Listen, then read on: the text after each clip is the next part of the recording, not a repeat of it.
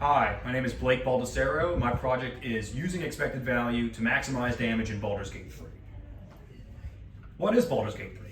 It's a role-playing game with turn-based strategy.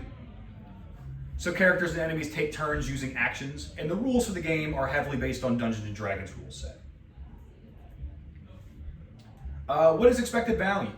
If we have some random variable x with a finite list of outcomes, each of which has some probability of occurring, we could say that the expected value of that random variable is the value of the first outcome times its probability plus the value of the second outcome times its probability, and so on.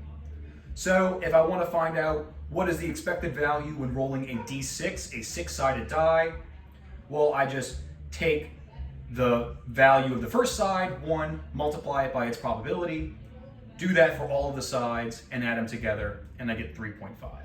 And since for dice, each outcome is equally likely, this is the same as taking the arithmetic mean of our numbers. So take all of my values, add them up, and divide by the number of sides. Okay, our goals for this is to analyze a list of spells or attacks and find the one that gives the maximum expected damage output. Problems? A lot of attacks in Baldur's Gate 3. They've got a whole bunch of different classes that you can play as, each with their own unique attacks and abilities. And in Baldur's Gate 3, there's essentially an infinite amount of situations that you can be placed in, with buffs and debuffs and the placement of the characters and the spells that are available.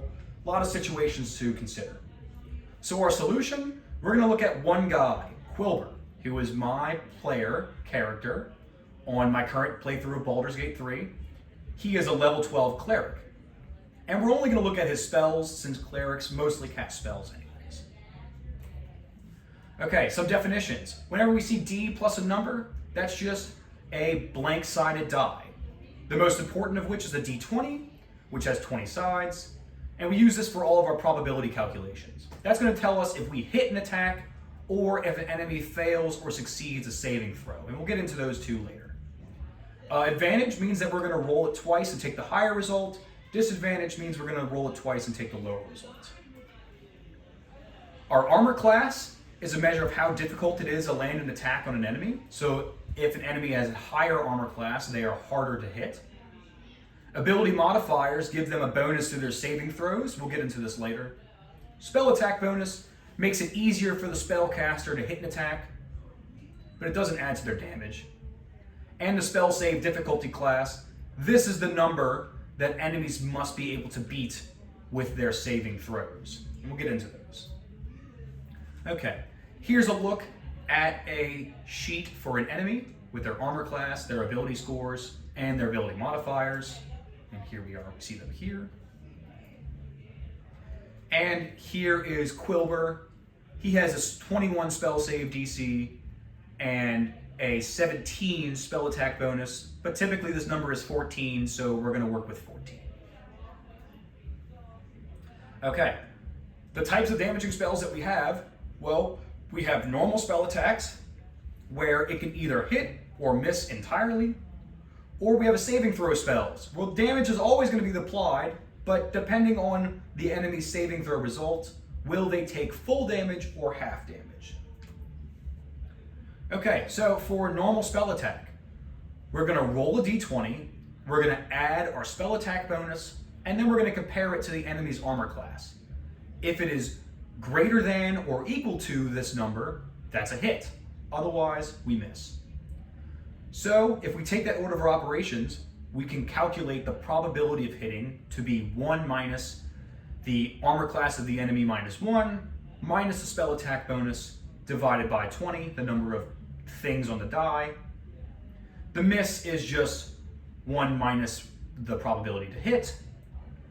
With disadvantage, we essentially need to hit twice because we're taking the higher result, or the lower result, sorry. So that's going to be probability to hit squared.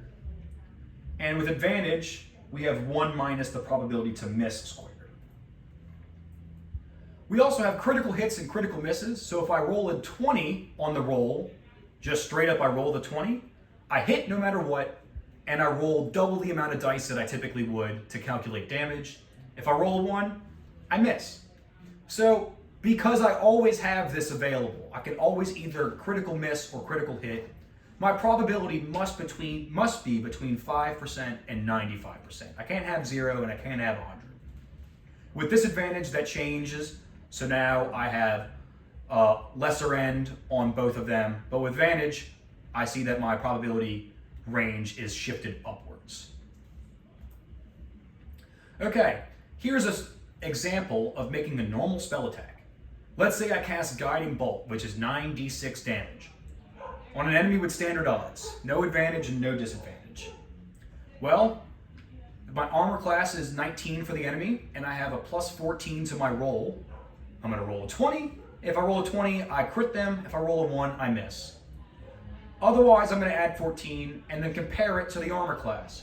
If the result is greater than or equal to 19, that's a hit, and I'm going to roll for damage. Otherwise, I miss.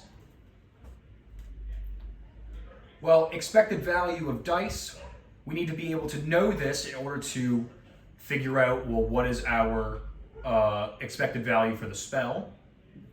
So if I roll 1d4, I can expect the expected value to be 2.5. And because expected value is additive, if I roll 2 d8s, I can consider the d8s individually, add them together, and then get a final outcome. So the expected value of 2 d8s would be 9. Okay. The intersection of expected value and the probability to hit can be explained with this. So if I make a normal spell attack, I have the probability to hit minus the probability to crit times the expected value of the damage dice plus the probability to crit times the damage dice times 2, since I'm going to be doubling the result. For saving throws, we'll get into this later. Okay, so looking at this previous example, what is my expected value of the situation? So, plugging in my numbers, I can find that I have an 80% chance to hit this enemy. Then, plugging in my damage, 9d6, and here, this should be a 9 because I already have the 2 here. So this should be 9d6 times 2. Apologies for that. Running the numbers, I then expect that my expected damage for this spell is 26.78 damage. So if I cast it a bunch of times, I would expect the average to be around this number. Okay, what about for a saving throw spell? Let's say I cast Call Lightning on an enemy. That does 6d10. The enemy must make a dexterity saving throw. They're going to roll a d20 and add their dexterity ability modifier. The number they have to beat is 21. So if it's greater than or equal to a 21, the damage is reduced by half. Otherwise, full damage is applied. So my probability for success looks very similar to my other formula. And if to succeed, the damage is reduced by half and it's rounded down. And we need to look at this later. And with disadvantage, well, the enemy essentially needs to succeed twice, so we're going to square it. And if they have an advantage, well, then they have to fail twice in order to fail. So we're going to square our fail and do 1 minus probability of fail squared. Okay. If we round down on our dice roll, that's going to affect our expected value. So here we have our expected values for our dice rolls here. It's just a quarter of the die type. Okay, what's the expected value of this situation? I'm going to plug my numbers in and do my math, and I get 30.3 damage. So if I cast Call Lightning a bunch of times on the same enemy, I would expect on average to do 30.3 damage each time. All right, well, how can we apply all of this to Baldur's Gate 3? There's a lot of math to do for every single time that you make an attack, and the player enemy stats are constantly changing, and you're attacking different enemies. If only we could automate this process somehow. So, as an example, I'm going to look at Quilber versus my favorite boss in the game so far, Ketheric Thorn. So we're going to exit this. I have written a Python script to be able to do all of this math for us. Not only that, but be able to look at every single spell that we have and do all of these calculations. So let's run my script. Okay, my spell save DC is 21. I have a 14 attack bonus. My enemy stats, let's see, he has a 22, 20, 15, 22, 20, 15, 17, 12, 15, 22. 17, 12, 15, 22. And here we go. So we have our spell list here, the expected value with normal odds, the expected value with advantage, and the expected value with disadvantage.